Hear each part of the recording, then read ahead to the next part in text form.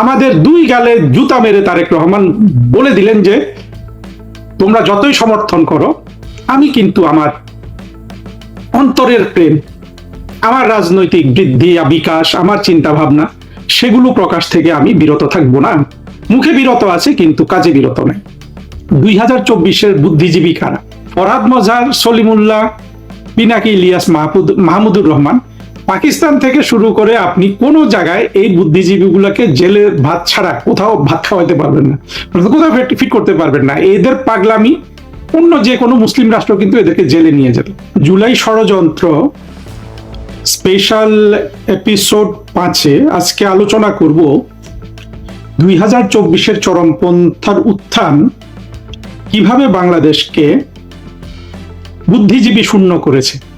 আলোচনাটা অনেক সহজ করে দিয়েছেন রুমিন ফারহানা। আমি ওনার একটা রিল দেখলাম দুই একদিন আগে সোশ্যাল মিডিয়াতে।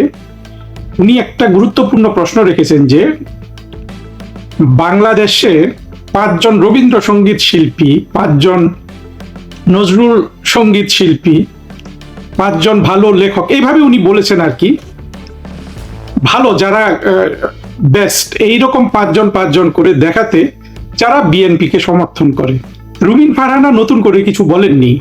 এটা সবসময় দেখা গেছে বাংলাদেশ স্বাধীন হওয়ার পর থেকে, কিংবা আমাদের যে মুক্তিযুদ্ধের সংগ্রাম সবকিছু থেকে শুরু করে আজ পর্যন্ত বাংলাদেশের সত্যিকারের বুদ্ধিজীবী যারা ছিলেন বা লেখক, সাহিত্যিক, কবি, সঙ্গীত শিল্পী, যাই বলেন, যদি সত্যিকারের সঙ্গীত শিল্পী, নায়ক নায়িকা, এদেরকে এখন আর ধরা যাচ্ছে না। কারণ হলো এই লোকগুলার আসলে সত্যিকারের মননশীল কোনো শিক্ষা নাই। যদিও এদের যোগ্যতাকে সম্মান করতে হয়, কিন্তু মননশীলতার শিক্ষা বা সৃষ্টিশীলতার শিক্ষা সেটা আর একটু গভীর জিনিস। সেটা কিন্তু আমরা কখনো দেখি নাই যে আওয়ামী লীগ ছাড়া অন্য কোনো দলকে সমর্থন করে। কেউ কেউ ছিল যে কমিউনিস্ট পার্টি টার্টিকে সমর্থন করে, বাট মোটা দাগে আওয়ামী লীগকে কিন্তু সবাই সমর্থন করেছে। এটার কিন্তু একটা বাস্তব কারণও আছে। এই কারণটা বোঝা খুব জরুরি। সেটা হলো, আমি যদি এক বাক্যে বলি, সেটা হলো সত্যিকারের কোনো বুদ্ধিজীবী হওয়া সম্ভব না কেউ যদি বাংলাদেশের যে মুক্তিযুদ্ধের চেতনা সেটাকে সমর্থন না করে। এখন দেখুন, বাংলাদেশে যদি মুক্তিযুদ্ধের চেতনাকে সমর্থন করতে হয়, স্বাভাবিকভাবে পছন্দ করুক বা না করুক, সেই বুদ্ধিজীবীকে আওয়ামী লীগকে সমর্থন করতে হয়। এমন না যে তারা সবাই আওয়ামী লীগকে ভালোবেসে সমর্থন করে। তারা সমর্থন করে এই জন্য যে আওয়ামী লীগের চেয়ে বেটার কোনো অপশন তাদের কাছে নাই সমর্থন করার জন্য রাজনৈতিক শক্তি হিসাবে। দেখি এই আমার এই কথার পক্ষে যুক্তি শেষে একটু দেয়া যায় কিনা, আমরা আলোচনাটা চালিয়ে যাই। বাংলাদেশের মুক্তিযুদ্ধের চেতনা এমন একটা জিনিস, চেতনা বলতে ক্লিয়ার করতে হবে যে চেতনাটা কি। মুক্তিযুদ্ধের চেতনা আমাদের কিন্তু সুস্পষ্ট। সেটা হলো আমাদের যে স্বাধীনতার ঘোষণাপত্র এবং আমাদের 72-এর সংবিধান, এই দুটোর নির্যাসটা যদি আপনি টানেন, সেটা হলো একটা উদার, গণতান্ত্রিক, অসাম্প্রদায়িক বাংলাদেশ সৃষ্টি করা ছিল। মুক্তিযুদ্ধের চেতনা বলুন, মুক্তিযুদ্ধের স্বপ্ন বলুন, একই। এটাই হলো মুক্তিযুদ্ধের চেতনা, একটা উদার, গণতান্ত্রিক, অসাম্প্রদায়িক রাষ্ট্র। আমরা যদি আমাদের স্বাধীনতার ঘোষণাপত্র এবং 72-এর সংবিধানকে এক করি, তার অর্থ দাঁড়ায় এটা। আর যদি আপনি এটাকে একটা শব্দ দিয়ে প্রকাশ করতে চান, সেটা হলো ধর্মনিরপেক্ষতা। আমাদের স্বাধীনতার ঘোষণাপত্রে অনেক কথা আছে, 72-এর সংবিধানে অনেক কথা আছে। আপনার প্রতিটা কথাকে যেই শব্দটা আপনার সমর্থন করে, একটা শব্দ দিয়ে যদি সবগুলো কথা প্রকাশ করতে চান, সেটা হলো কিন্তু ধর্মনিরপেক্ষতা। আমাদের দুর্ভাগ্য যে বাংলাদেশে ধর্মনিরপেক্ষতা শব্দটার একটা চমৎকার আমাদের দেশীয় সংজ্ঞা বঙ্গবন্ধু দেয়া সত্ত্বেও এইটাকে দেলোয়ার হোসেন সাইদি চরমভাবে একটা ঘৃণার শব্দে পরিণত করেছে। যে ধর্মনিরপেক্ষতা মানেই হলো যে একটা অত্যন্ত জঘন্য কিছু। বঙ্গবন্ধু কি সংজ্ঞাটা দিয়েছিলেন? যে প্রত্যেকের ধর্মবিশ্বাস পালন করবে বাংলাদেশে, রাষ্ট্র থাকবে নিরপেক্ষ। আমি বঙ্গবন্ধুর কথাটা কোট করতে পারিনি, বাট মিনিংটা পরিষ্কার। আমরা যদি সেটা নিয়েও এগিয়ে যাই, আমাদের মুক্তিযুদ্ধের চেতনা কিন্তু আসলে ধর্মনিরপেক্ষতা। ধর্মনিরপেক্ষতা ছাড়া আপনি একটা আধুনিক গণতান্ত্রিক রাষ্ট্র গঠন করতে পারবেন না। এখন আমরা দেখি যে 2024-এর বুদ্ধিজীবী কারা। পিনাকি 1 নম্বর, ইলিয়াস 1 নম্বর, কারণ ইলিয়াসের সমর্থক বেশি। আপনারা অবশ্য অনেকে এখন আমাকে মানে এখনই আপনাদের হয়তো ব্রু কপালে উঠে গেছে যে ইলিয়াস পিনাকি এরা কিভাবে বুদ্ধিজীবী হয়, ওদেরকে সোশ্যাল ইনফ্লুয়েন্সার, সমাজ মাধ্যমের ইনফ্লুয়েন্সার এগুলো বলা হয়। আসলে সেটা না। বুদ্ধিজীবী মানে ইনফ্লুয়েন্সার। পাবলিক ডোমেইনে বুদ্ধিজীবী থাকতে হলে প্রাইভেট লাইফে অনেক বড় বুদ্ধিজীবী থাকতে পারেন, যারা সেটা তো আমরা সেটা নিয়ে আলোচনা করছি না। যে যত বড় সোশ্যাল ইনফ্লুয়েন্সার সে তত বড় কিন্তু বুদ্ধিজীবী। সেই দিক থেকে 24-এর বুদ্ধিজীবী কিন্তু এই ইলিয়াস, পিনাকি, মাহমুদুর রহমান, আরো আপনার যদি বলেন যে ফরহাদ মজহার, সলিমুল্লাহ। এখন এরা কি টাইপের বুদ্ধিজীবী? 24-এর চরমপন্থার উত্থানে এরাই সবচেয়ে মূল ভূমিকা পালন করেছে। বুদ্ধিবৃত্তিক বলেন কিংবা ইন্টেলেকচুয়াল সোসাইটি থেকে, ইনফ্লুয়েন্সারের সোসাইটি থেকে, এরাই তো, আরো নাম থাকতে পারে, আমার মানে সব মনে আসছে না, এদের কথাই এখন মনে আসে সবচেয়ে বেশি। এদের মধ্যে সলিমুল্লাহকে, ফরহাদ মজহারকে আর পিনাকিকে একটা জায়গায় ভাগ করতে হবে, আর মাহমুদুর রহমান আর ইলিয়াস কিন্তু আরেক জায়গায়। অর্থাৎ মাহমুদুর রহমান আর ইলিয়াস, এদের সততা বোঝা আমাদের পক্ষে সহজ, কারণ এরা শৈশব থেকে কখনো এদের অবস্থান বদলায়নি। অন্যদিকে আপনি যদি ফরহাদ মজহারের দিকে তাকান, কখনো সে আওয়ামী লীগকে সমর্থন করেছে, শেখ হাসিনাকে সুনাম করে বই লিখেছে, কখনো সে বিএনপিকে সমর্থন করেছে, এবং সে একবার জেলে গেছে, আমার মনে আছে, সেটা বেগম খালেদা জিয়া যখন প্রধানমন্ত্রী ছিলেন তখন। পরবর্তীতে সে মাদ্রাসা কেন্দ্রিক এবং তার বহুরূপ। আর সলিমুল্লাহর ঘটেছে উল্টাটা। সলিমুল্লাহকে যদি আমরা 2013-14 সালে দেখি, তার কথা শুনি, পরিপূর্ণভাবে সে কিন্তু বাংলাদেশের মুক্তিযুদ্ধের পক্ষের যে কথাগুলো বলা দরকার সেটা সে বলতে পারত। 18-19 থেকে সে মাদ্রাসা ভিত্তিক বুদ্ধিজীবিতার দিকে চলে গেল। শয়তানিটা দেখেন, একটা মানুষ কিভাবে 60-70 বছরের একটা মানুষ 13 সালে যে কথা বলে 24 সালে এসে সেই কথা বলে না। যাই হোক, এখানে আমি আজকে সলিমুল্লাহর গীবত গাইতে আসি নাই, তাকে নিয়ে আলাদা একটা বক্তৃতা কোথাও দিয়েছিলাম। কিন্তু এদের সমস্যা হলো যে পিনাকি, ফরহাদ মজহার, সলিমুল্লাহ এরা এক সময় একরকম ছিল, আরেক স্টেজে এসে ভিন্ন রকম হয়েছে। ইলিয়াস আর মাহমুদুর রহমান সবসময় এক জায়গায় ছিল। এই অবস্থায় এই তিনজন নিশ্চিতভাবে অসৎ লোক, অন্তত তাদের বিবেকের কাছে তো অসৎ। পিনাকি, ফরহাদ মজহার আর সলিমুল্লাহ। মাহমুদুর রহমান আর ইলিয়াস তাদের বিবেকের কাছে তারা সৎ আছে। যেমন আমাদের একজন বিখ্যাত হুজুর আব্দুর রাজ্জাক বিন ইউসুফ, যেটা বলেন সেটা উনি বোঝেন, বলেন এবং প্র্যাকটিস করেন বলে মনে হয় আর কি। যদিও ছবি ভিডিও তোলার জায়গাটা ছাড়া, কারণ ছবি তোলা এবং ভিডিও তোলা তো হারাম। আব্দুর রাজ্জাক বিন ইউসুফ যেটা প্রকাশ করতে চান, তো উনি কিন্তু আবার সেখানে অনুমোদন দেন। এইটা ছাড়া তার কিন্তু প্রকাশ আর কোনো জায়গায় আমি বিচ্যুতি দেখি না। কিন্তু অন্য মৌলবীগুলা দেখেন, সবগুলাকে আপনি নাস্তিক বলতে পারবেন। সেই কাজী ইব্রাহিম বা যা যা আছে, তারেক মনোয়ার, আজহারি, সবগুলা কিন্তু বিশুদ্ধ না। এখন এই যে 4-5 জন বুদ্ধিজীবীর আমরা নাম বললাম, এতক্ষণ তাদেরকে বুদ্ধিজীবী বললাম, তারা কি আসলে বুদ্ধিজীবী? বুদ্ধি থাকলেই কি বুদ্ধিজীবী হয়? সমাজকে ইনফ্লুয়েন্স করতে পারলেই কি বুদ্ধিজীবী হয়? আমি কিন্তু বলেছি যে এরা বুদ্ধিজীবী, কিন্তু এখন আবার ভিন্ন কথাটা, যেটা আসলে প্রকৃত বুদ্ধিজীবীর জায়গায় আমাদের আসতে হবে, সেটা হলো বুদ্ধিজীবী হতে হলে আপনাকে যুক্তির অধীন হতে হবে। সলিমুল্লাহ, ফরহাদ মজহার, পিনাকি, ইলিয়াস সবার এখনকার যে বুদ্ধিজীবিতা, এইখানে সমস্যাটা হলো তারা কিন্তু যুক্তির অধীনে আর বুদ্ধিজীবিতা করছে না। তাদের ক্লায়েন্ট অনেক বড়, কিন্তু যুক্তির বুদ্ধিজীবিতা তারা করছে না। এখন যুক্তিভিত্তিক বুদ্ধিজীবিতাটা কি? যুক্তিভিত্তিক বুদ্ধিজীবিতা হলো রুমিন ফারহানা যাদের কথা বলছেন, আমরা যেটা দেখেছি বাংলাদেশের শুরু থেকে শেষ পর্যন্ত, সত্যিকারের যারা বুদ্ধিজীবী তারা কোনো না কোনো পর্যায়ে কিন্তু আওয়ামী লীগের সমর্থক। এখন আমাকে প্রশ্ন করা যেতে পারে যে আওয়ামী লীগের সমর্থক গুলাই যদি বুদ্ধিজীবী হয়, বাকিরা বুদ্ধিজীবী না, এর প্রমাণ কি? দেখুন, প্রমাণটা দেয়া কঠিন, কিন্তু বোঝানো কঠিন, কিন্তু অসম্ভব না। পৃথিবীর স্রোতটা যদি আমরা দেখি যে পৃথিবীতে কিভাবে আপনার সভ্যতার বিকাশ হয়েছে, মানুষের বিকাশ হয়েছে, সেটা হচ্ছে পুরোপুরি সাম্প্রদায়িকতা থেকে অসাম্প্রদায়িকতাকে গ্রহণের মাধ্যমে। আপনি যদি আজকে পৃথিবীর দিকে তাকান, আমাদের মূল সমস্যাটা তো আসলে মুসলমান এবং ইসলাম ধর্মকেন্দ্রিক জঙ্গিবাদ, মৌলবাদ এগুলা নিয়ে। তো আপনি যদি অন্যান্য মুসলিম দেশগুলোর দিকে তাকান, সৌদি আরবের দিকে তাকাতে পারেন, মিশরের দিকে তাকাতে পারেন, মধ্যপ্রাচ্যের অন্যান্য দেশগুলোর দিকে তাকাতে পারেন, তারাও কিন্তু আপনার অসাম্প্রদায়িক বুদ্ধিজীবিতাকে মেনে নিয়েছে। ফলে এই দেশগুলোতে এই যে 5 জনের নাম বললাম, সলিমুল্লাহ, ফরহাদ মজার, ইলিয়াস, পিনাকি, মাহমুদুর রহমান, কোন অমুসলিম দেশে তো এদের কোন রকম আপনার জায়গা নেই, এমনকি মুসলিম দেশগুলাতেও কিন্তু এদের কোন রকম এখন আর জায়গা নেই।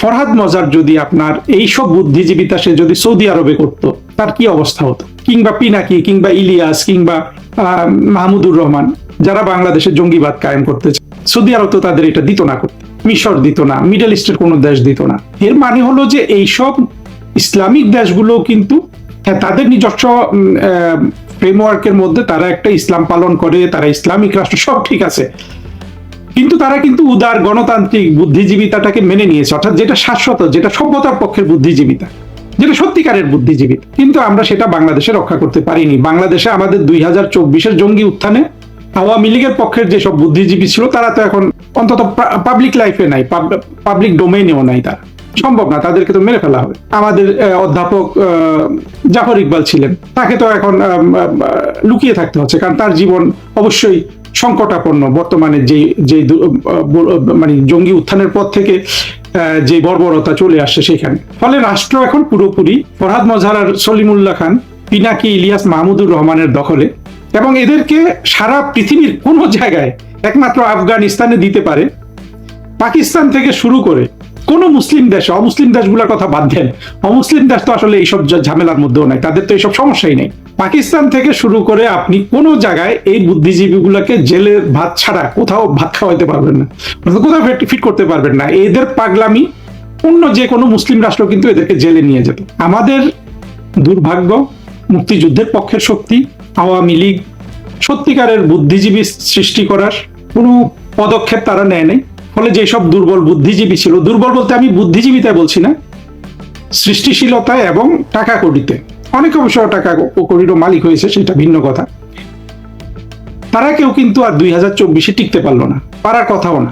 একজন সাধারণ জঙ্গিবাদের সমর্থক রাষ্ট্রের জন্য যতটা ক্ষতি করে, এই ফরহাদ মজার, সলিমুল্লাহ, পিনাকি, ইলিয়াস, মাহমুদুর রহমানরা রাষ্ট্রের জন্য অনেক বেশি ক্ষতি করে।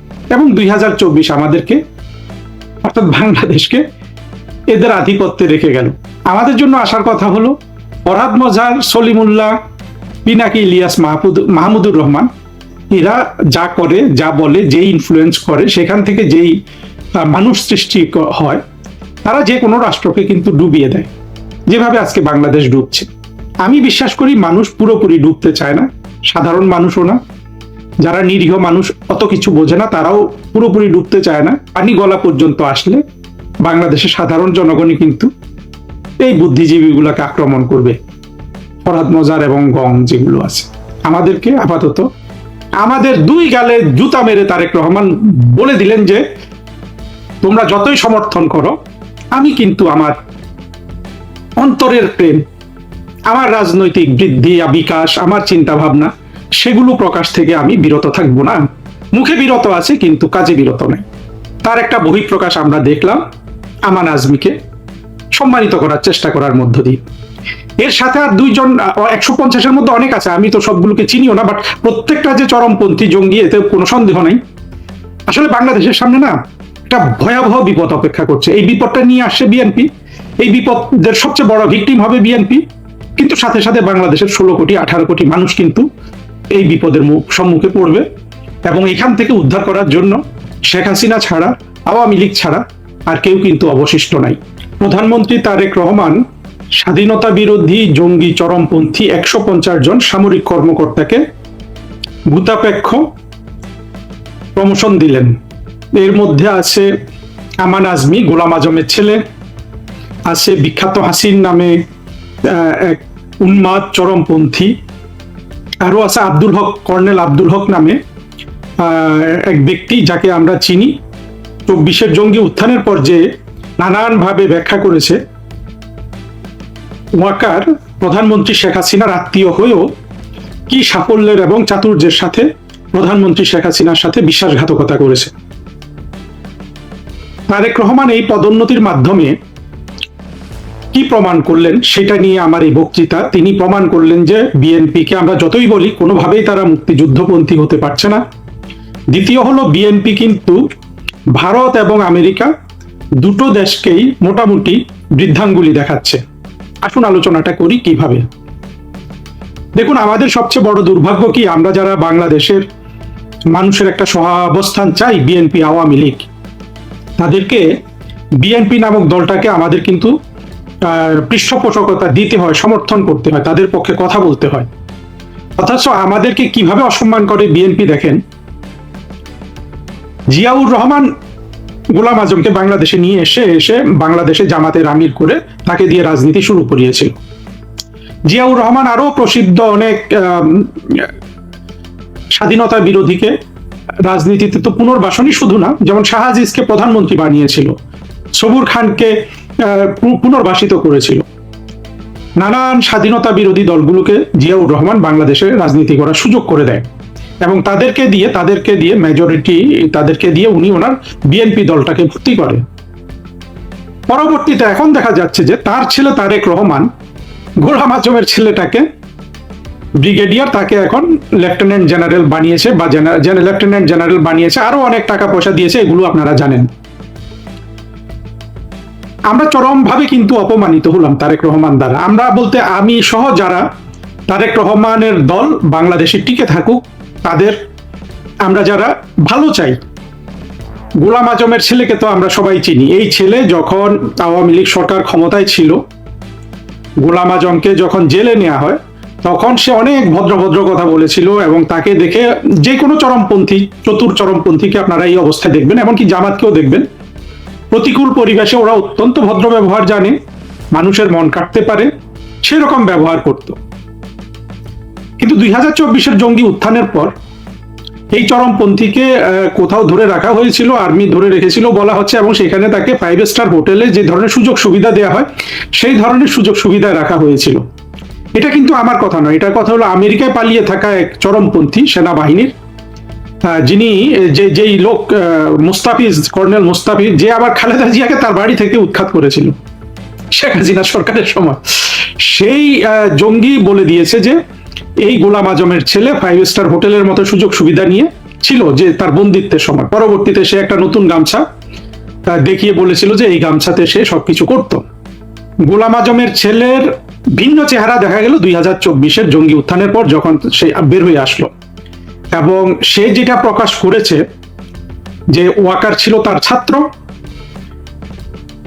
এবং ওয়াকার বারবার তার কাছে ধর্ণা দিয়েছে নানান সময়ে ওয়াকারের টিকে থাকা সেনাবাহিনীকে কিভাবে চালাবে এগুলো পরামর্শের জন্য। প্রতিটা জিনিস বিশ্বাসযোগ্য। গোলাম আজমের ছেলে কিন্তু অন রেকর্ড আমার কাছে মনে হয় নাই তার শরীরের ভাষায় বা মুখের ভাষায় কোনো মিথ্যা কথা বলেছে। গোলাম আজমের ছেলের কথা অনুযায়ী ওয়াকার কিন্তু আজকের জঙ্গি নয়, সে কিন্তু সেই গোলাম আজমের ছেলের যদি ছাত্র হয়, ছাত্র কখন হয়? ছাত্র হয় ট্রেনিং এর সময়। এই ওয়াকার ট্রেনিং এর সময় থেকে কিন্তু এই গোলাম আজমের ছেলের অনুগত। আমাদের অত্যন্ত দুঃখের বিষয় যে আওয়ামী লীগ নামক আমাদের একমাত্র আশা ভরসার দলটা কোনোভাবেই এই জিনিসগুলোকে তারা গুরুত্ব দেয় না, যে গোলাম আজমের অনুগত গোলাম আজমের ছেলের ছাত্রকে তারা বাংলাদেশের সেনাবাহিনী প্রধান করে ফেলে। যা হোক, এই দুঃখের কথা আর কাকে বলা যাবে। কিন্তু মুক্তিযুদ্ধের পক্ষে তো আমরা ভিন্নভাবে দেখবো। সেটা হলো যে বিএনপি তো মুখে প্রচার করে, হ্যাঁ, এখন কিন্তু জামাতের বিরুদ্ধেও কথা বলে। আমরা ইয়েকে দেখলাম, তারেক রহমানের দলের এক ভাইস প্রেসিডেন্ট দুদু সাহেবকে দেখলাম টেলিভিশনে চিৎকার করছে পাকিস্তানি এবং রাজাকার বলে আরেকটা সামরিক বাহিনীর অফিসারকে টক শোতে, এবং বিভিন্নভাবে তারা তারেক রহমানের যিনি স্বাস্থ্যমন্ত্রী আছেন তিনিও চিৎকার করে সংসদে রাজাকারদের দেখিয়ে দিচ্ছেন। এগুলো আমাদের ভালো লাগে, আমরা প্রশংসা করি। কিন্তু দেখেন তাদের অবস্থাটা কি দাঁড়িয়েছে, মুখে মধু অন্তরে বিষ। গোলাম আজমের ছেলেকেই কিন্তু, গোলাম আজমের ছেলে তো আসলে এমনি অলরেডি কিন্তু বাংলাদেশের রাজনৈতিক স্টার, যারা 2024-এ বাংলাদেশ দখল করেছে। আমার মনে হয় যে সে তো প্রেসিডেন্টের সমান মান মর্যাদা ভোগ করছিল, তাকে লেফটেন্যান্ট জেনারেল বানিয়ে আর কি দিল এমনটা বিএনপি? আমার মনে হয় না এমন কিছু দিয়েছে, কারণ গোলাম আজমের ছেলে নিজেকে এতটাই স্বপদে, মানে তার মহিমা নিজেই এতটা প্রতিষ্ঠিত করেছে একেবারে সযোগ্যতায়। গোলাম আজম তো অত্যন্ত যোগ্য একটা মানুষ। আপনারা যারা গোলাম আজমের বক্তৃতা বিবৃতি, তার ইসলাম প্রচার শুনবেন, গোলাম আজম বাংলাদেশের শত্রু 1 নম্বর রাজাকার যেমন, তেমনি গোলাম আজমের যোগ্যতা সেটাকে কেউ অস্বীকার করতে পারবে না। গোলাম আজম কিন্তু জামাতের অন্যান্য নেতাদের চেয়ে অনেক বেশি যোগ্য মানুষ, আমি তার যতটুকু বক্তৃতা বিবৃতি দেখেছি আর কি। মানুষ হিসাবে আমাদের দুর্ভাগ্য যে এই রকম লোক যদি বাংলাদেশের শত্রু না হয়ে বন্ধু হতো, আমরা তো বাংলাদেশকে এই গোলাম আজম দিয়ে অনেক উপকার পেতাম বাংলাদেশের জন্য। আমাদের দুর্ভাগ্য গোলাম আজম রাজাকার হয়ে গেছে। আমান আজমিও তাই, যথেষ্ট যোগ্য লোক, কিন্তু যোগ্য হলে কি হবে? সে তো শত্রু বাংলাদেশের, সে তো বাংলাদেশকে চায় না, সে পাকিস্তানকে চায়। সে ওয়াকারকে গ্রুম করেছে যে বছরের পর বছর, আধ্যাত্মিক ভাবে নানান ভাবে, যাতে একদিন শেখ হাসিনা সরকারকে ওয়াকার ক্ষমতাচ্যুত করে। সেই আমান আজমিকে তারেক রহমান সম্মানিত করার চেষ্টা করলো, অর্থ করে দিচ্ছে। এখন বলুন, আমরা কোথায় আমাদের মুখটা লুকাই, চোখ লুকাই? আমরা কত লজ্জিত হই তারেক রহমানের সরকারকে প্রশংসা করতে গিয়ে। না থাক, এদেরকে সমাজে তো থাকতে হবে, এত বিশাল সংখ্যক জনগণ এদেরকে সমর্থন করে, এদের সাথে আমাদের একটা পিসফুল কোএক্সিস্টেন্স লাগবে। জিয়াউর রহমান মুক্তিযুদ্ধে বীর উত্তম খেতাব পেয়েছিল, বঙ্গবন্ধু সেই খেতাব দিয়েছিল, ফলেও আমরা অ্যাকোমোডেট করি।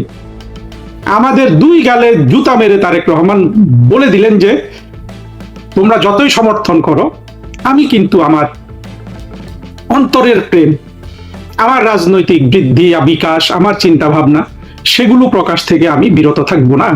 মুখে বিরত আছে কিন্তু কাজে বিরত নাই। তার একটা বহিঃপ্রকাশ আমরা দেখলাম আমান আজমিকে সম্মানিত করার চেষ্টা করার মধ্য দিয়ে। এর সাথে আর দুইজন, 150-এর মধ্যে অনেক আছে, আমি তো সবগুলোকে চিনিও না, বাট প্রত্যেকটা যে চরমপন্থী জঙ্গি এতে কোনো সন্দেহ নেই। হয়তো এক দুইজন বাদ দিয়ে ওই যে ইয়াজউদ্দিন সাহেবের যে সামরিক সচিব ছিল, ওই লোকটাকে আমার ওই রকম চরমপন্থী মনে হয় না, তাকে মোর প্রফেশনালি মনে হয়েছে আমাকে। নামটা আমি বলতে পারছি না, বাট সেও খুব বিখ্যাত চরিত্র, চেহারা টেহারা সবাই চিনে, অনেকেই চিনে যারা এইসব খোঁজ খবর রাখে। আমিন বা কি একটা নাম যেন তার। হাসিন বিখ্যাত হয়েছে ইদানিং একেবারে টক শো করে, লন্ডনের একটা মেয়ে টক শো করে, হাসিনা বেগমের অনুষ্ঠানে গিয়ে হাসিনা বেগম ভালো অনুষ্ঠান উপস্থাপনা করে, প্রশংসা করি। এই হাসিন বিখ্যাত হয়েছে চরমপন্থী একজন আল কায়দার লোক, যে পারলে এখনই ভারতের সাথে যুদ্ধ বাঁধিয়ে দেয়। ঠিক একইভাবে আব্দুল হক যে এই ওয়াকারের স্যার, সেও স্যার আব্দুল হক, এবং ওয়াকারকে সে সারা বাংলাদেশের সামনে হিরো বানিয়েছে, মানে 24-এর জঙ্গিদের এবং যারা 24-এ বিজয় লাভ করেছে তাদের সামনে। এবং হকের বয়ানটাই হলো যে খুব সঠিক বয়ান, যে শেখ হাসিনার আত্মীয় হয়েও শেখ হাসিনাকে যে এইভাবে পরাজিত করতে পারে, সে কত মহান ব্যক্তি। এইটা হলো আব্দুল হকের বয়ান ছিল এই ওয়াকারের বিরুদ্ধে, ওয়াকার সম্পর্কে। এবং সেটা আমরাও বলি যে ওয়াকার কত জঘন্য ব্যক্তি, যে শেখ হাসিনার নুন খেয়ে এইভাবে শেখ হাসিনার সাথে বেইমানি করা। সেই আব্দুল হককে পুরস্কৃত করেছে। এই আব্দুল হকও কিন্তু ভারতের সাথে পারলে এখনই যুদ্ধ বাঁধিয়ে দেয়। দেখুন, 24-এর জঙ্গি উত্থান এবং পরে আমি সুস্পষ্টভাবে বলেছি যে ভারতের যে বিজেপি দলটি, যারা ভারতের এখন রাজনৈতিক ক্ষমতায় অধিষ্ঠিত, তারা অতি বেশি উষ্ণতা, সম্পর্কের হাত বাড়ানো, এগুলো করেছিল তারেক রহমানের প্রতি। ভারতের মতো একটা দেশে, সেই দেশের একটা রাজনৈতিক দল বিজেপি, যারা বহু বছর ক্ষমতায় অধিষ্ঠিত আছে, তারা কিন্তু 2001 সালেও বিএনপিকে সমর্থন করেছিল এবং অনেক ধরনের সহযোগিতা, যেগুলো প্রকাশ্যে বলা যায় না, যাতে বিএনপি ক্ষমতায় আসতে পারে। আসার পর বিএনপি কিন্তু এই বিজেপির গায়ে চপেটাঘাত করেছে। কিভাবে? আপনারা সবাই জানেন, জঙ্গি উত্থান ঘটিয়ে এবং ভারতের উত্তর পূর্বাঞ্চলের রাজ্যগুলোর বিচ্ছিন্নতাবাদীদের 10টা অস্ত্র মামলা সহ নানান ধরনের সুযোগ সুবিধা দিয়ে বাংলাদেশে। বিজেপি কিন্তু সেখান থেকে শিক্ষা গ্রহণ করে নাই। তারা আবার সোৎসাহে 2024-এ জঙ্গি উত্থানকালে তারা নীরব ছিল, অনেকে অনেক কথা বলে, আমি সেদিকে যাচ্ছি না। যেটা আমরা প্রকাশ্যে দেখেছি যে তারেক রহমানের প্রতি এমন উষ্ণতার হাত বাড়িয়ে দিয়েছিল যে মনে হলো যে তারা একটা বিজয় লাভ করেছে এখানে বাংলাদেশে। তারেক রহমান ক্ষমতায় এসে নরেন্দ্র মোদী সাহেবের সেই পত্র সপরিবারে তার দেশ ভ্রমণ করার, কিংবা আরো যা যা তারা আতিশয্য করেছে, এবং এটা দৃষ্টিকটুভাবে, সেইখানে তারেক রহমান তাদেরকে আবার দ্বিতীয়বার কিন্তু একেবারে কি বলবো, কথা মানে ভালো কথা মন্দ কথা কিছুই বললাম না। তারেক রহমান প্রথম নরেন্দ্র মোদী দাওয়াত দিলেন, উনি চলে গেলেন চীনে। পরবর্তীতে যারা ভারতকে ত্রিখণ্ডিত করতে চায়, 7 সিস্টার্স নিয়ে নিতে চায়, যেই কোনো ভাবে ভারত উস্কানি দিচ্ছে দিন রাত, যে আসো যুদ্ধ করো, দেখো আমরা মুসলমানরা কত সাহসী, তোমাদের ঠিকানা বদলে যাবে। হাসিন কয়দিন আগেও বলেছে যে ভারতের মানচিত্র আমরা বদলে ফেলবো, সীমানা বদলে ফেলবো, এদেরকে কিন্তু তারেক রহমান প্রমোশন দিচ্ছেন এবং কোনো ধরনের রাগ ডাক নাই তারেক রহমানের পক্ষ থেকে। উনি মুখে কিছু বলছেন না, কিন্তু কর্মে দেখিয়ে দিচ্ছেন। আবার একইভাবে দেখেন, মার্কিন যুক্তরাষ্ট্র 2024-এর জঙ্গিদের সাথে মিলে বাংলাদেশের গণতান্ত্রিকভাবে নির্বাচিত, গণতান্ত্রিক ভাবে বললে অনেকে রাগ করবেন, কিন্তু আসলে শেখ হাসিনা সরকার, শেখ হাসিনা দল বাংলাদেশে একমাত্র গণতান্ত্রিক দল। তিনি যে নির্বাচন করেছেন সেখানে অবশ্যই কৌশল ছিল, কিন্তু তিনি তো কাউকে মানা করেন নাই যে তোমরা এই নির্বাচনে এসো না। 24-এর জঙ্গি উত্থানের পর ইউনূস কি করলো? ইউনূস তো আমাদেরকে নির্বাচনে যেতেই দেয়নি। সেই রকম একটা সরকারকে মার্কিন যুক্তরাষ্ট্র উৎখাত করেছে। গণতান্ত্রিক এই জন্য বলা যে মার্কিন যুক্তরাষ্ট্র বলে যে তারা গণতন্ত্রের পক্ষে এই কাজ করেছে, করে তারেক রহমানকে ক্ষমতায় এনেছে, অনেক কিছু করেছে। কিন্তু দেখেন, মার্কিন যুক্তরাষ্ট্রের গায়ে যারা একমাত্র আঘাত করতে পেরেছিল, একেবারে মার্কিন যুক্তরাষ্ট্রের মান মর্যাদা ভুলিয়ে দিতে পেরেছিল, সেই 2001 সালের সেপ্টেম্বর মাসের 11 তারিখ 3টা বিমান হামলা করে 2টা টুইন টাওয়ারে বিধ্বস্ত করে, টুইন টাওয়ার, নিউ ইয়র্কের টুইন টাওয়ার নামে 2টা বিল্ডিংকে ভেঙে দিয়ে, সেই আল কায়েদার এই যে সদস্য আব্দুল হক, সদস্য আমি জানি না কাগজে কলমে, বাট আল কায়েদা যা চায়, আব্দুল হক, হাসিন, গোলাম আজমের ছেলে, এরা তাই চায়। তাদেরকে তারেক রহমান এখন পুরস্কৃত করছে। আপনাদের ধারণা মার্কিন যুক্তরাষ্ট্রের সরকার, দূতাবাস, ভারতের সরকার, দূতাবাস এগুলো লক্ষ্য করছে না? নিশ্চিতভাবে করছে। তাদের কি জ্ঞান বুদ্ধি আমার চেয়ে কম আছে নাকি? তাদের তো অনেক বেশি সক্ষমতা। এখন দেখেন তারেক রহমান কিসের জোরে এই কাজগুলো করছে। একদিক থেকে বাংলাদেশের অন্তত অর্ধেক মানুষ তারেক রহমানের প্রতি ক্ষুব্ধ হয়ে আছে। আমরা যারা মুক্তিযুদ্ধের পক্ষের শক্তি, আমাদের মধ্যে অবশ্যই সংখ্যালঘিষ্ঠ একটা শ্রেণী আছে যারা তারেক রহমান এবং বিএনপির ভালো চায়। তাদেরকে তো বিএনপি এখন চরমভাবে অপমানিত করলো। একই সাথে মুক্তিযুদ্ধের পক্ষের শক্তিকে অপমানিত করলো, মুক্তিযুদ্ধকে অপমানিত করলো, ভারতকে বৃদ্ধাঙ্গুলি দেখাচ্ছে বারবার। হক এবং হাসিন যেভাবে যুদ্ধ করতে চায় ভারতের সাথে, তারেক রহমানও মনে হচ্ছে সেইভাবে যুদ্ধ করার জন্য প্রস্তুত। এবং মার্কিন যুক্তরাষ্ট্র যাদের সব দেমাগ ভেঙে দেওয়া হয়েছিল 2001 সালের সেপ্টেম্বর মাসের 11 তারিখ, তাদেরকেও কিন্তু বাংলাদেশে এখন সব জায়গায় তাদের জয় জয়কার, তাদেরকে বিএনপিও পূজা করছে। আর তারা তো এখন বাংলাদেশে স্বমহিমায় তাদের কার্যক্রম চালিয়ে যাচ্ছে, পতাকা টাঙ্গানো হয়ে গেছে। আসলে বাংলাদেশের সামনে না একটা ভয়াবহ বিপদ অপেক্ষা করছে। এই বিপদটা নিয়ে আসছে বিএনপি, এই বিপদের সবচেয়ে বড় ভিকটিম হবে বিএনপি, কিন্তু সাথে সাথে বাংলাদেশের 16 কোটি 18 কোটি মানুষ কিন্তু এই বিপদের সম্মুখে পড়বে। এবং এখান থেকে উদ্ধার করার জন্য শেখ হাসিনা ছাড়া, আওয়ামী লীগ ছাড়া আর কেউ কিন্তু অবশিষ্ট নাই। আমি শেখ হাসিনার সমর্থক হিসাবে, আওয়ামী লীগের সমর্থক হিসাবে এটা বলছি, যদি আপনি মনে করেন আপনি ভুল করবেন। আমি শুধু যুক্তিতে বিশ্লেষণ করে আপনাদেরকে কয়েকটা জিনিস দেখিয়ে দিলাম। এই ভিডিওতে আমাদের মাননীয় স্বরাষ্ট্রমন্ত্রী জনাব সালাউদ্দিন আহমেদ, তাকে নিয়ে কিছু কথা বলতে চাই। তিনি একটা বক্তব্য দিয়েছেন খুবই গুরুত্বপূর্ণ। আওয়ামী লীগের মৃত্যু, জানাজা এবং দাফন কোথায় হয়েছে? আন্তর্জাতিক দাফন হয়েছে দিল্লিতে, বাংলাদেশে হয়নি। আন্তর্জাতিক দাফন সম্পর্কে বলেছেন, তবে জানাজা ঠিক কোথায় হয়েছে তিনি সেটা বলেননি। কিন্তু আওয়ামী লীগ মৃত্যু হয়েছে এটা তিনি জানিয়েছেন, এই খবরটি তিনি দিয়েছেন। এবং এই দলটির বিচার শুরু হবে এখন। আপনাদের আওয়ামী লীগ দল হিসেবে বর্তমান সরকার বিচার করবে। এটা যে জুলাই যোদ্ধাদের একটা অনুষ্ঠানে স্বরাষ্ট্রমন্ত্রী কথাগুলো বলেছেন, আর ওখানে মাননীয় প্রধানমন্ত্রী উপস্থিত ছিলেন। এখন প্রশ্ন হচ্ছে, অন্তর্বর্তীকালীন সরকারের সময় কিন্তু সালাউদ্দিন আহমেদ তিনি বিএনপির পক্ষ থেকে গুরুত্বপূর্ণ ভূমিকা রাখছিলেন এবং সেই সময় তিনি বলেছেন, যখন কথা উঠেছে আওয়ামী লীগ দল হিসেবে নিষিদ্ধ করবে কিনা অন্তর্বর্তীকালীন সরকার, তখন সাংবাদিকদের প্রশ্নের জবাবে সালাউদ্দিন সাহেব বলেছেন, না, কোনো দল নিষিদ্ধ হোক এটা আমরা চাই না, কোনো দলকে নিষিদ্ধ করাটা কোনো সমাধান নয়। তখন স্বরাষ্ট্রমন্ত্রীর এই বক্তব্য কিন্তু সবাই অ্যাপ্রিসিয়েট করেছেন যে না, হানাহানি, মারামারি, ধ্বংস, কাটাছেড়া নয়, আওয়ামী লীগকে রাজনীতি করতে দেয়া হোক, সেটাই সালাউদ্দিন আহমেদ চেয়েছেন। আবার বিএনপির মহাসচিব মির্জা ফখরুল ইসলাম আলমগীর সাহেব তিনিও বলেছেন, কোন রাজনৈতিক দল নিষিদ্ধ হোক সেটার পক্ষে আমরা না।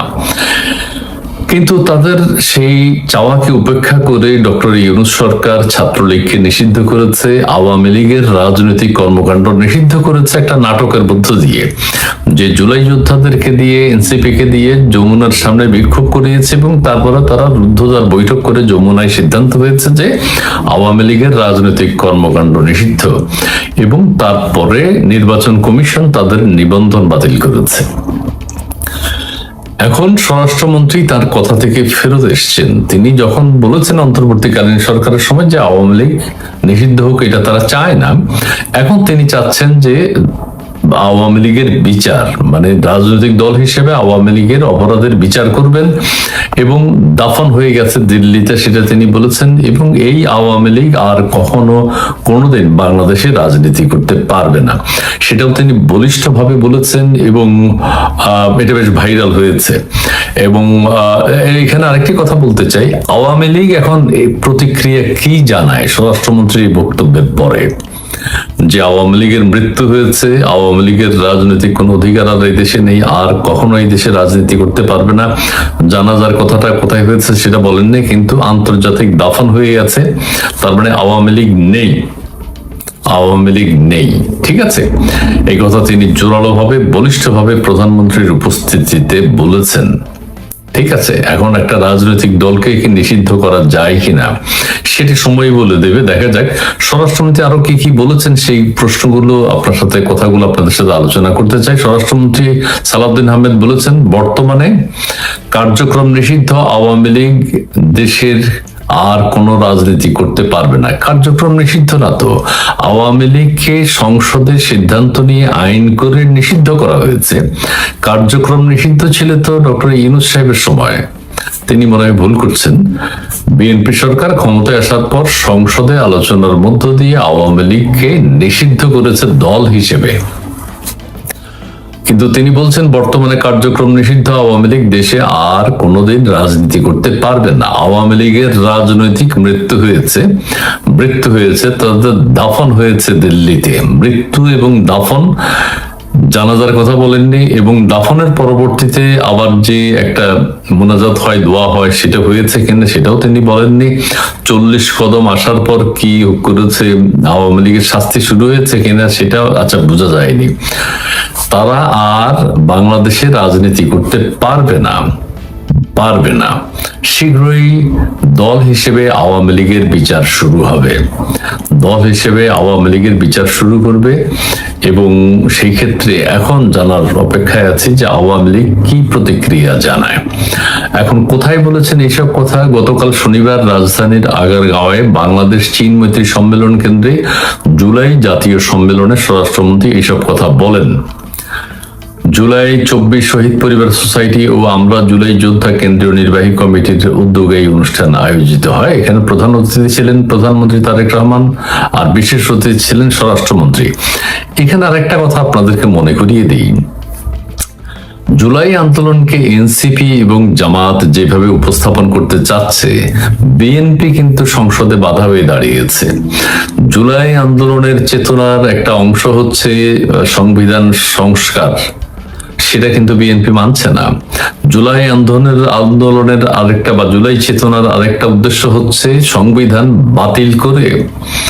বাতিল করে স্বাধীনতা মুক্তিযুদ্ধকে পাশ কাটিয়ে পেছনে ফেলে নতুন করে বাংলাদেশ শুরু হবে 2024 সাল থেকে, কিন্তু বিএনপির জন্য সেটা হচ্ছে না। তার মানে বিএনপিও চাচ্ছে না জুলাই চেতনা বাস্তবায়ন হোক। স্বরাষ্ট্রমন্ত্রী সংসদে সুন্দর সুন্দর কথা বলেন জুলাইয়ের বিরুদ্ধে, মাঝে মধ্যে বলেন, সেগুলো আপনারা শুনতে পান। তার মানে তিনিও ডবল স্ট্যান্ডার্ড, মানে দ্বিমুখী ভূমিকা পালন করছেন। জুলাই চেতনা চান, আবার চান না। আবার জুলাই চেতনা বাস্তবায়ন হইলে প্রধানমন্ত্রী তারেক রহমান আর 2 সেশন থাকতে পারবে না, বিএনপির রাজনীতিরও অনেক কিছু পরিবর্তন হয়ে যাবে। সো বিএনপি সরাসরি জুলাই সনদ, জুলাই চেতনা এগুলা বাস্তবায়ন করতে পারবে না, বা করছে না, বা করবে না। ঠিক আছে, কিন্তু এখন বলেছে জুলাই চেতনার একটাই, আওয়ামী লীগকে নিষিদ্ধ করা হোক। নিষিদ্ধ তো করেছে, আওয়ামী লীগের রাজনীতি করতে পারবে না, জানাজা, দাফন, সবকিছু, দাফন কাফনের কথা তিনি বলেছেন। তার মধ্যেও ডবল স্ট্যান্ডার্ড একটা ভূমিকা আছে। মির্জা ফখরুল ইসলাম আলমগীর সাহেব তার কথা থেকে সরে গেছেন। স্বরাষ্ট্রমন্ত্রী বলেন, রাজনৈতিক দল হিসেবে আওয়ামী লীগের বিচার দাবি করেছি আমরা, আপনারাও করেছেন, তদন্ত পরিচালিত হচ্ছে। তিনি বলেন, সংবিধানের 47 আর্টিকেল অনুসারে আইন সংশোধন করা হয়েছে। সন্ত্রাস বিরোধী আইনে, আইসিটি অ্যাক্টে আছে রাজনৈতিক দলের সাংগঠনের বিচার করা যাবে। আচ্ছা, ঠিক আছে, বিচার করুক। আচ্ছা, সেখানে তিনি আরেকটা কথা বলেছেন, জুলাই চেতনা নিয়ে যেন আমরা কেউ ব্যবসা না করি। জুলাই চেতনা নিয়ে গত 2 বছর নানান ব্যবসা হয়ে গেছে, লক্ষ কোটি কোটি টাকা লুটপাট করে বিদেশে পাচার হয়ে গেছে। ঠিক আছে, যারা জুলাই চেতনা নিয়ে বিভিন্নভাবে রাজনৈতিক সংগঠন করে রাজনৈতিক ফায়দা নেওয়ার চেষ্টা করছেন, জুলাই চেতনা বিক্রি করছেন, তাদের পরিণতি কিন্তু ভবিষ্যতে দেখা যাবে। আচ্ছা, কি পরিণতি দেখা যাবে সেটা আমরা জানি না, তবে জুলাই চেতনাকে বিক্রি করে বহু লোক কোটিপতি হয়ে গেছে, বিদেশের ব্যাংকে বাংলাদেশের প্রচুর টাকা পয়সা জমা হয়ে গেছে অল্প কয় মাসে। পরিসংখ্যানে দেখা গেছে আওয়ামী লীগের 17 বছরে যা না হয়েছে, বর্তমান জুলাই চেতনাধারীদের 17 মাসে 18 মাসে তার চেয়ে বেশি হয়েছে।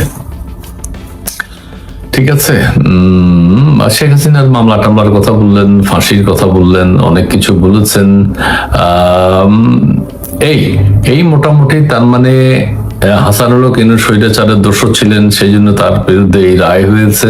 তিনি আরেকটা কথা বলেছেন যে তারেক রহমান এবং স্বরাষ্ট্রমন্ত্রী মহোদয় দিল্লিতে ছিলেন, তারেক সাহেব ছিলেন ইংল্যান্ডে, সেটা নাকি ভালো হয়েছে। কি জন্য ভালো হয়েছে? তারা বিদেশে থেকে আন্দোলন করেছে। এটা কিন্তু আওয়ামী লীগ সরকারের একটা সাফল্য আবার তিনি বলে দিলেন যে আমরা বাইরে থাকাতে ভালো হয়েছে, আমরা দেশে থাকলে হয়তো আন্দোলন সফল হতো না। তো তারা সেখান থেকে সংগঠিত করেছেন, সবাইকে সংগঠিত করে এই দেশের আন্দোলন সফল করেছেন। প্রিয় দর্শক, যাই হোক, আমি আরেকটা কথা বললাম যে আরেকটা 14 দলেরও তারা বিচার করে ছাড়বেন যেটা মনে হচ্ছে। তো অনেক কথা লেখা আছে, সব কথা আমি এখানে উল্লেখ করলাম না। আর আমার বক্তব্য হচ্ছে যে স্বরাষ্ট্রমন্ত্রীর বক্তব্যে যেটা পরিষ্কার হয়েছে, আওয়ামী লীগের মৃত্যু হয়েছে, রাজনৈতিক মৃত্যু। জানাজার কথা বলেননি, দাফন হয়েছে, আন্তর্জাতিক দাফন দিল্লিতে হয়েছে। দাফনের পর কি হয়েছে সেটা আর বলেননি। 40 কদম আসার পর কি শাস্তি শুরু হয়েছে সেটা বলেননি। তবে আওয়ামী লীগকে এখন রাজনৈতিক দল হিসেবে বিচার করবেন।